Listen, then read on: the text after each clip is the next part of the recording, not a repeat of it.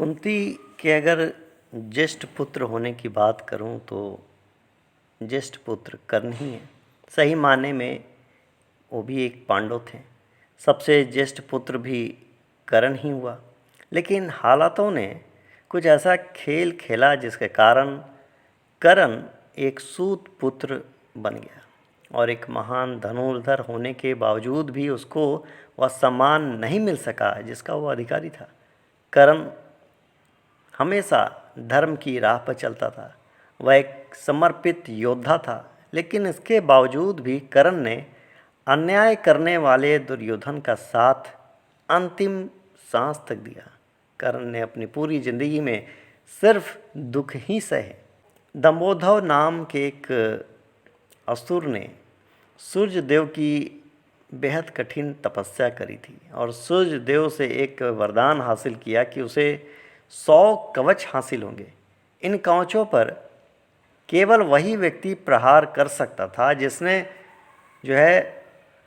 हजारों वर्षों तक तप किया हो। उसने भगवान सूर्य से यह भी वरदान मांगा था कि अगर कोई उसके कवच को भेदने का प्रयास करे तो उसकी उसी क्षण मृत्यु हो जाए। सूर्य देवता बड़े चिंतित हुए। वे इतना तो समझ ही पा रहे थे कि यह असुर इस वरदान का सदुपयोग तो नहीं करेगा, दुरुपयोग ही करेगा, किंतु उसकी तपस्या के आगे वे मजबूर थे।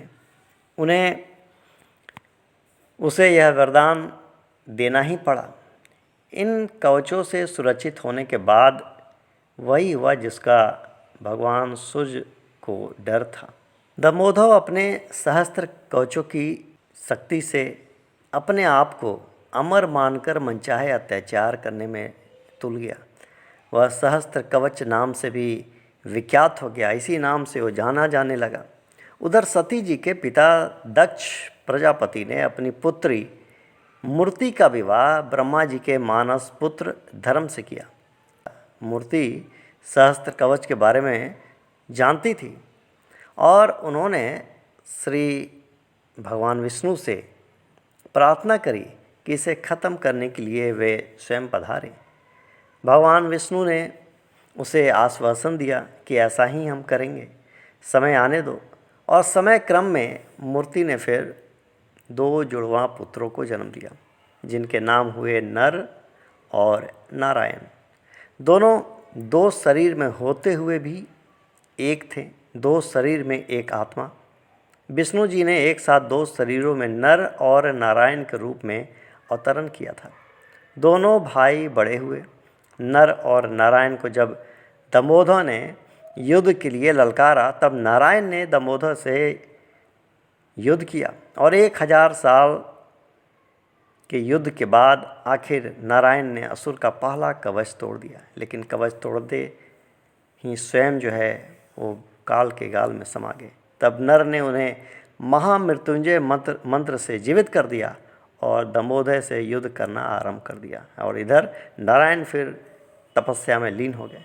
यह युद्ध भी 1000 साल चलता रहा और नर ने असुर का दूसरा कवच तोड़ दिया। इस बीच नारायण ने 1000 साल की तपस्या पूरी कर ली और दंभोदर से युद्ध करने लगे। इस तरह से बारी बारी युद्ध करते हुए नर और नारायण ने दंभोदर असुर के 999 कवच तोड़ डाले। और जब अंतिम कवच रह गया, तब वह असुर सूर्य देव के पीछे जाकर छुप गया। सूर्य देव ने अपनी शरण में आए भक्त को नर नारायण से बचा लिया, लेकिन खुद को नर नारायण के शाप से नहीं बचा सके। इसके साथ ही त्रेता युग समाप्त हुआ और फिर द्वापर का प्रारंभ हुआ। फिर कालांतर में कुंती ने अपने वरदान को जांचने के लिए सूर्य देव का आवाहन किया था और जिसके कारण फिर कर्ण का जन्म हुआ। लेकिन कर्ण केवल सूर्य ही के पुत्र नहीं थे, बल्कि उनके भीतर सूर्य और दंभोदर दोनों थे। जैसे नर और नारायण में 2 शरीर में एक आत्मा थी, उसी तरह कर्ण के एक शरीर में 2 आत्माओं का वास है, सूर्य और सहस्त्र कवच। दूसरी ओर नर और नारायण ने फिर दूसरा जन्म लिया है भगवान श्री कृष्ण और अर्जुन के रूप में।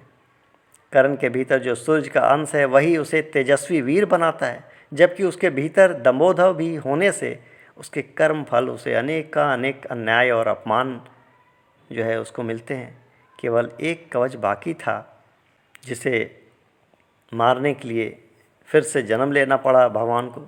तो इसीलिए यदि अर्जुन कर्ण का कवच तोड़ता तो तुरंत ही उसकी मृत्यु हो जाती, और इसीलिए भगवान इंद्र ने कर्ण से उसका कवच पहले ही मांग लिए थे। इसी कर्मों का दंड सूर्यपुत्र कर्ण ने महाभारत काल में भुगता और युद्ध में अर्जुन के हाथों मारा गया। भगवान श्री कृष्ण की जय हो।